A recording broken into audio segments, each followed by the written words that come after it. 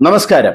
ഒരേ സംസ്ഥാനത്തിൽ ഇഡിയുടെ രണ്ട് റെയ്ഡുകൾ, ഒരേ പാർട്ടിയുടെ രണ്ട് നേതാക്കളുടെ മക്കൾക്കെതിരെ. രണ്ടിനും ആ പാർട്ടി സ്വീകരിച്ചത് വ്യത്യസ്ത നയം.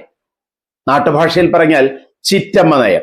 2020 ബിനീഷ് കൊടിയേരിയുടെ വീട്ടിൽ ഇഡി റെയ്ഡ് നടന്നപ്പോൾ കോടിയേരി ബാലകൃഷ്ണൻ സംസ്ഥാന സെക്രട്ടറി ആയിരുന്നു.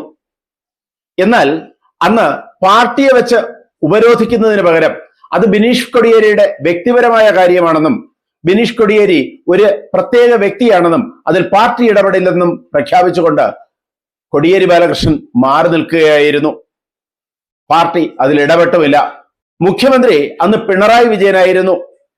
പിണറായി വിജയൻ പ്രസ്താവിച്ചത് അത് ബിനീഷ് കൊടിയേരിയുടെ കാര്യമാണ്, അല്ലാതെ അതിൽ പാർട്ടിക്ക് യാതൊരു ബന്ധവുമില്ല എന്നാണ്. അന്ന് പിണറായിയുടെ പ്രസ്താവന ഇങ്ങനെയായിരുന്നു: ഇതൊരു അന്വേഷണ ഏജൻസിയുടെ അന്വേഷണവുമായി ബന്ധപ്പെട്ട കാര്യമാണ്. എന്താണ് അവരുടെ കയ്യിലുള്ളത് എന്നറിയാതെ അത് സംബന്ധിച്ച് ഒന്നും പറയാനില്ല. എന്തെങ്കിലും നിയമവിരുദ്ധമായ കാര്യം നടന്നിട്ടുണ്ടെങ്കിൽ നാട്ടിൽ നിയമങ്ങളുണ്ട്, അതുമായി ബന്ധപ്പെട്ട കാര്യങ്ങൾ ആ കുടുംബം സ്വീകരിക്കും എന്നാണ്. കോടിയേരി ബാലകൃഷ്ണൻ തന്റെ മകന്റെ വീട്ടിൽ നടന്ന റെയ്ഡിനെ കുറിച്ച് പറഞ്ഞത് ഇങ്ങനെയാണ്: ബിനീഷ് ഒരു പൊതുപ്രവർത്തകനല്ല, വ്യക്തിപരമായി ഉയർന്നു വന്ന ആരോപണമാണിത്. എല്ലാ കാര്യങ്ങളും അന്വേഷിച്ച് കണ്ടുപിടിക്കട്ടെ. തെറ്റ് ചെയ്തിട്ടുണ്ടെങ്കിൽ എത്ര ഉയർന്ന ശിക്ഷയും കൊടുക്കട്ടെ. പാർട്ടി എന്ന നിലയിൽ ആ പ്രശ്നത്തിൽ ഇടപെടാൻ ഉദ്ദേശിക്കുന്നില്ല. അന്വേഷണത്തിന്റെ ഭാഗമായി തെറ്റായ നടപടികൾ ഉണ്ടാകുമ്പോൾ അത് ചോദ്യം ചെയ്യാനുള്ള അവകാശം ആ കുടുംബത്തിനുണ്ട്. അവർ അത് ചെയ്യട്ടെ. നിയമം നിയമത്തിന്റെ വഴിക്ക് പോകട്ടെ എന്നാണ്. എന്നാൽ 6 വർഷങ്ങൾക്കിപ്പുറം കാലം കരുതി വെച്ചതുപോലെ ഇഡിയുടെ അന്വേഷണം പിണറായി വിജയന്റെ മകളിലേക്ക് എത്തുന്നു.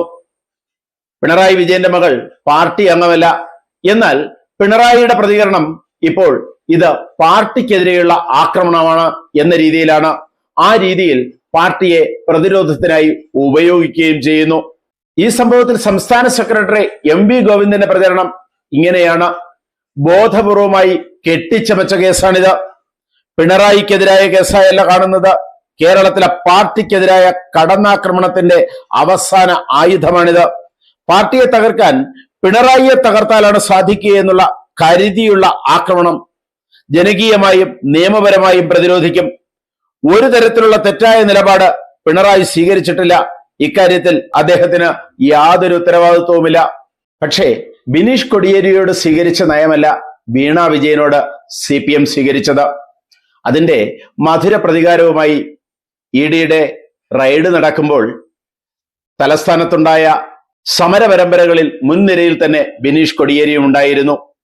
ആ സംഭവത്തെക്കുറിച്ച് ബിനീഷ് കൊടിയേരി പറയുന്നത് ഇങ്ങനെയാണ്: പിണറായിയുടെ കുടുംബം പാർട്ടി കുടുംബം എന്ന നിലയിൽ എന്റെ കൂടി കുടുംബമാണ്.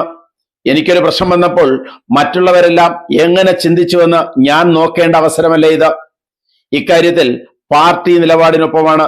സഖാവ് കൊടിയേരി ഇപ്പോൾ ഉണ്ടായിരുന്നെങ്കിൽ എടുക്കുമായിരുന്ന നിലപാട് എന്താണോ അതാണ് ഞാൻ എടുക്കുന്നത്.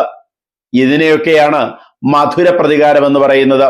കൂടുതൽ വാർത്തകളും വിശേഷങ്ങളുമായി ഉടൻ ദയവായി ഈ ചാനൽ സബ്സ്ക്രൈബ് ചെയ്യുക.